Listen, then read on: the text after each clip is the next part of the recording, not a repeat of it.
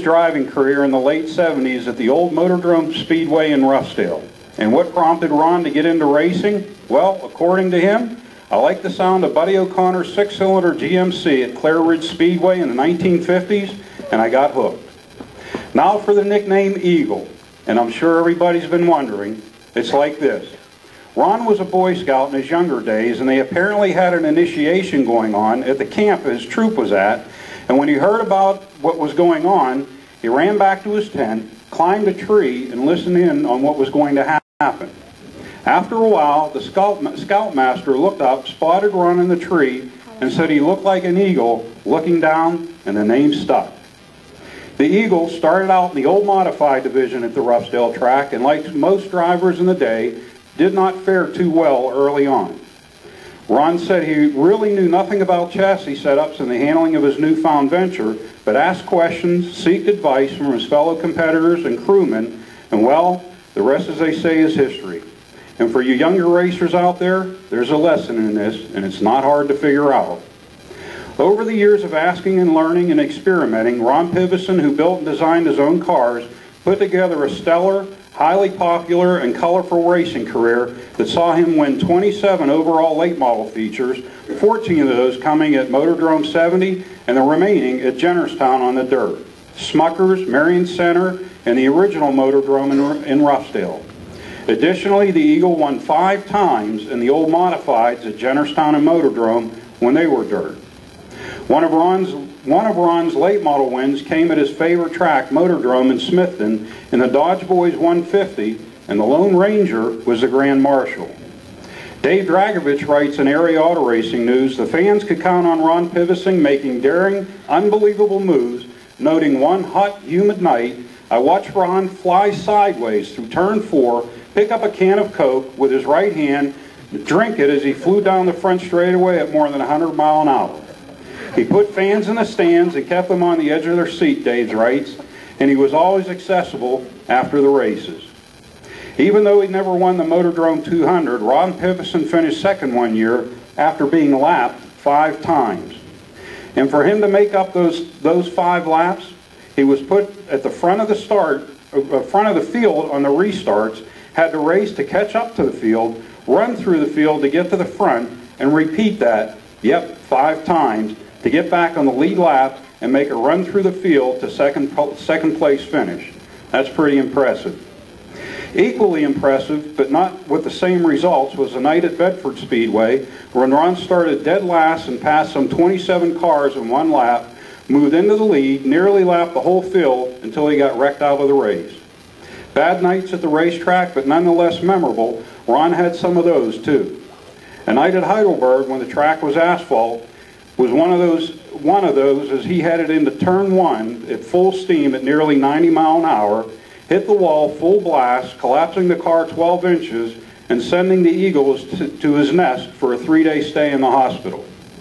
Over a 20-year racing career, the Eagle had many ventures and adventures, but always enjoyed the challenges and the wins as well as his fellow competitors and fans. In Ron's own words, if racing had gotten tough, I would have quit. Tonight, with his daughter Renelle and his group in attendance, I'm honored to introduce to you the newest member of the Pittsburgh Circle Track Club Hall of Fame, the Eagle, Ron Pivison. Congratulations, Eagle.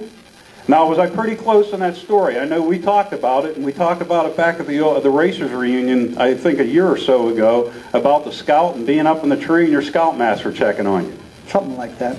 Yeah, that was it. A lot of stories.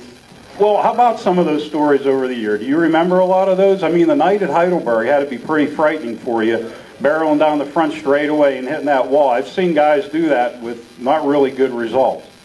Well, I was sore kind of all over for about a year. I had black and blue marks on where my shoulder harness and seatbelt was. And they put me in the hospital for 3 days to see if anything inside of me come loose. And fortunately, nothing came loose. Now, over the years, you've had some good-looking cars and some cars that weren't always that good-looking. But the biggest thing was you always ran well, you always won races, you were always up front. Well, if I had a good car, it was because I bought a lot of parts for it. So I think they run better when you didn't buy stuff. You just figured something out yourself and, you know, invented something yourself. Well, going back to the early days, you told me you really knew nothing about how to do this, how to set up the race cars, the handling, the chassis, or anything, but you learned. You went to guys, you went to the other crew members, you watched what they did, and you were able to absorb this stuff and learn how to do it and become a fabulous racer. Experiment. You know, if you don't succeed, try again, and it pays off.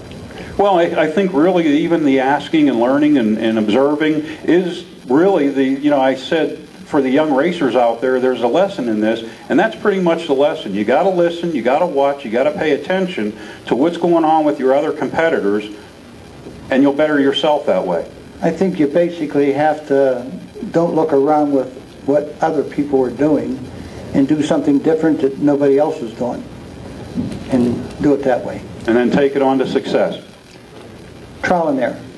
Always. And you never fail even when you don't make it. Do you ever get to the races anymore? I went to a race in Jennerstown, the old timers race, a couple of years ago.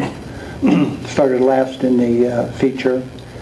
Now, you didn't lap the whole field or take on the whole field in one lap now, did you? Well, they give me a uniform with somebody, and they give me a car, and I says, well, do I get a chance to take this car out, at least, you know, get the feel of it?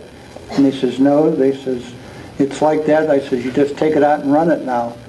And so basically, I started last. They put me last because I come in last. And so we had 10 laps to go. And I started last. And so when we first started out, I wanted to get the feel of the car, because before we went out, he says, now you see that car there? He said, now we want it to look like that when it comes back. And so I took the car out last, and when they started out, I more or less was maybe 50 feet behind everybody, because I wanted to get the feel of it. And then I was lucky that there was a wreck that put me back up into the back again, and I had at least one lap, and I got the feel of it. And so I had about 8 laps left, and I come in second because I passed somebody up every lap. Like I said, pretty impressive. Yeah, that was a lot of fun. That's what it was all about. Congratulations on your induction into the Hall of Fame. Race fans, Ron Pivison.